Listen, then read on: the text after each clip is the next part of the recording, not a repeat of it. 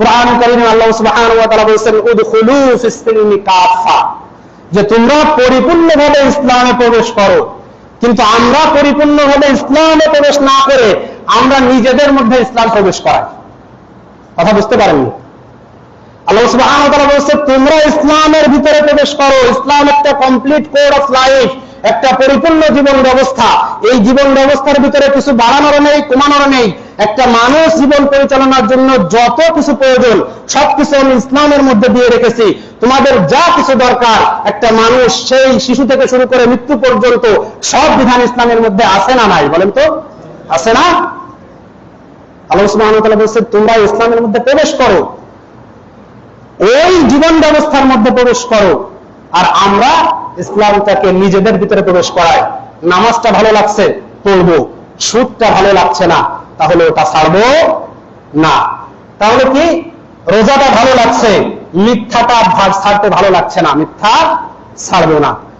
আমার ভালো লাগছে একটু জিকির করতে, আমি ইসলামের ওইটা নিলাম, কিন্তু জিনা যে হারাম করেছেন আল্লাহ এটা আমি নেব না। তাহলে আমাদের ইচ্ছা মতো আমরা ইসলামটাকে নিলাম না। কিন্তু আল্লাহ সুবহানাহু ওয়া তাআলা বলেছেন তো ইসলামের মধ্যে তুমি ঢোকো। ইসলাম একটা জীবন ব্যবস্থা।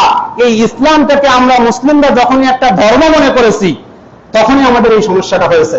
হিন্দু ধর্ম যেভাবে একটা ধর্ম, খ্রিস্টান ধর্ম যেভাবে একটা ধর্ম, মুসলিম ধর্ম যে শুধুমাত্র একটা ধর্মই, যে এর কিছু রসম রেওয়াজ আছে, মসজিদে আসলেই আমরা সেটা পালন করব, মসজিদ থেকে বের হয়ে যাওয়ার পরে আমাদের আর ধর্মের প্রয়োজন নেই। এটা যখনই আমরা মনে করেছি মুসলিম সমাজ, তখনই আমাদের সমস্যা শুরু হয়েছে। কিন্তু এই মুসলিম ধর্মে আল্লাহ সুবহানাহু ওয়া তাআলা সূরাতুল আল ইমরানে বলেছেন ইন্নাদ-দীনা ইনদাল্লাহিল ইসলাম, নিশ্চয়ই আল্লাহর কাছে মনোনীত দিন, এখানে কিন্তু ধর্ম না, মনোনীত দিন, জীবন ব্যবস্থা। একটা মানুষের জীবন পরিচালনা করতে যা যা দরকার, ব্যক্তি জীবন, পারিবারিক জীবন, সমাজ জীবন, রাজনৈতিক জীবন, আন্তর্জাতিক পরিমণ্ডল, যা কিছু দরকার সব কিছুকে বলা হয় একটা জীবন ব্যবস্থা। আমি তোমাদের জন্য এই জীবন ব্যবস্থা ইসলামকে পরিপূর্ণ করে দিয়েছি এবং মনোনীত করেছি তোমাদের জন্য। কথা বোঝেন নেই? এই ইসলামটা একটা পরিপূর্ণ জীবন ব্যবস্থা। এই পরিপূর্ণ জীবন ব্যবস্থা যখনই আপনি মেনে নেবেন তখন আপনি ইসলামের মধ্যে ঢুকতে পারবেন। উদখুলু ফিস সিলমি কাফা, তখনই আপনি হতে পারবেন।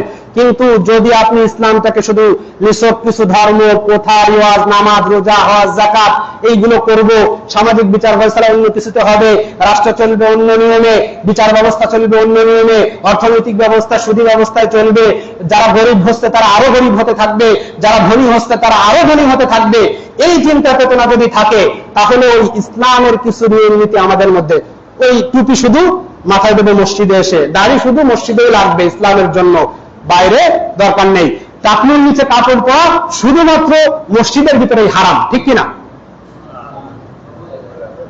এটাই তো আমাদের সমাজ। আমরা ইসলামটাকে কিভাবে নিয়েছি একটু খেয়াল করেন। ইসলামটাকে আমরা কিভাবে নিয়েছি? আল্লাহ বলেছে তুমি ইসলামের ভিতরে ঢোকো, আর আমরা আমাদের ভিতরে ইসলামটাকে বাছাই বাছাই করে ঢোকাচ্ছি।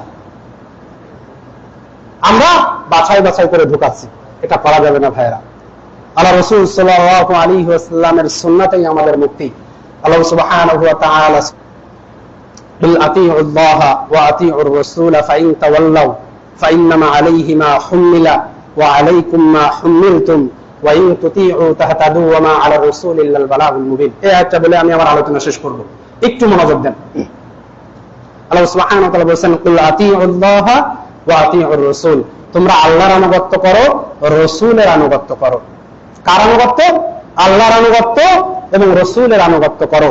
ফাইন তাওয়াল্লাউ, তোমরা যদি আল্লাহর আনুগত্য না করো, মুখ ফিরিয়ে নাও, রাসূলের আনুগত্য না করো, মুখ ফিরিয়ে নাও, ফাইন্নামা আলাইহি মা হুমিলা আলাইকুম ওয়া আলাইকুম মা হুমিলতুম, তাহলে রাসূলের উপরে অর্পিত দায়িত্বের জন্য সে দায়বদ্ধ এবং তোমাদের উপরে অর্পিত দায়িত্বের জন্য তোমরা দায়বদ্ধ। কোরআন কারীমের আয়াত আপনাকে আমি বলছি, আমি বানিয়ে বলছি না, চেক করে দেখেন বাসায়, যে যদি না পান আমারে ধরেন। আল্লাহ সুবহানাহু ওয়া তাআলা কত সুন্দর করে বলেছেন যে তোমরা আল্লাহর আনুগত্য করো, রাসূলের আনুগত্য করো, এবং তোমরা যদি এ থেকে মুখ ফিরিয়ে নাও তাহলে তোমরা জেনে রেখো রাসূলের উপরে দায়িত্ব শুধু পৌঁছিয়ে দেয়া, সে তোমাদেরকে পৌঁছিয়ে দিয়েছে, সমাজ ব্যবস্থা দিয়েছে, বিচার ব্যবস্থা দিয়েছে, কোরআনটা বাস্তবায়ন করে দেখিয়েছে। এটা দেখানোর পরে এর অনুসরণ করার দায়িত্ব তোমরা, এই ব্যাপারে তোমাদেরকে জবাবদিহি করা হবে। তারপর আল্লাহ সুবহানাহু ওয়া তাআলা বলেন ফাইন্নামা আলাইকাল বালাগ ওয়া আলাইনাল হিসাব, আমার রাসূলের দায়িত্ব শুধু পৌঁছিয়ে দেয়া, হিসাব গ্রহণে আমি যথেষ্ট। আল্লাহ সুবহানাহু ওয়া তাআলা বলেন যে আমার রাসূলের দায়িত্ব শুধু পৌঁছে দেয়া, তোমাদের কাছে পৌঁছিয়ে দিয়ে গিয়েছে, এই কোরআন তোমাদের কাছে আছে, রাসূলের হাদিস তোমাদের কাছে আছে, এটা যদি তোমরা না মানো তাহলে এর দায়ভার কিয়ামতের ময়দানে কাকে দিতে হবে বলেন তো? আমাদেরকে দিতে হবে। ভাইরা, ইসলামের ভিতরে আমাদের ঢুকতে হবে। ইসলামের ভিতর থেকে কিছু কিছু নিয়ে পছন্দ মতো জিনিস আমাদের ভিতরে ঢোকালে ঈমান টিকবে না ভাইরা।